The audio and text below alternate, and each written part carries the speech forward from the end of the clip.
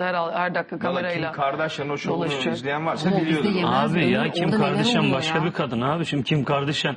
Bak zaten mesela geçen BBG yaptılar geçen sene. Hı, tutmadı. Big Brother. Tutmadı. Niye tutmadı? Çünkü rütük mütük ölçüler falan işin içine girince, anladın mı? Tabii. Yani Avrupa'da öyle olmuyor işte. Avrupa'da seksapalite ön planda.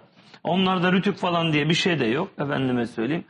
Şov anında orada, affedersin, çok özür diliyorum, gidiyor işte iç çamaşırı, duş alıyor, bilmem ne yapıyor. Avrupalı insanı seyrediyor. Türkiye'de böyle giyiyorlar eşofmanlarını evin içinde abi. O ona bakıyor, ona Zaten bakıyor. üşüyorlar. Yani zaten üşüyorlar yani, gariplerim, anladın mı? Bir de yani şimdi Kim Kardashian abi denge bozar yani. Anladın Hadi ya, mı? Tabii beğeniyor eski musun Osmanlı Kim kadını Kardashian? gibi. Tabii Yapma canım ya, ya. güzel kadın. Nesini beğeniyorsun Allah? Ben onun kardeşiyle resim çekilmiştim. Neydi o?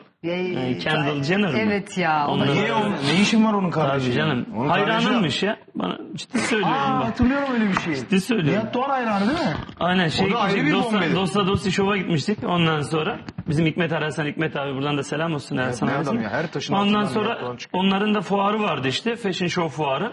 Bu arada ben de kenarda duruyordum böyle. Ondan sonra baktım o da konuşuyor işte. Oradan birkaç tane bizim Barış falan abi resim çekilelim dedi. Resim çekildi, bana böyle yaptı. Sen çekilmiyor musun benimle resim dedi.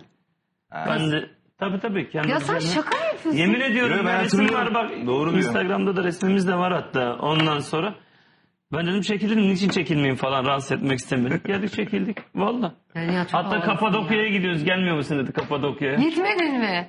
Vallahi dedim, kusura Ya bakma, işimiz bırak var. Allah aşkına ya. Vallahi ciddi Fena. söylüyorum ya. Sen ablası. Sen Nihat'a bak sen ya. Yere bakan yürek yakan Ama o boğaz. baldız oluyor bak şu an. Sen abla dedin önce. O baldızın oluyor. İşte baldız tatlı. Bismillahirrahmanirrahim.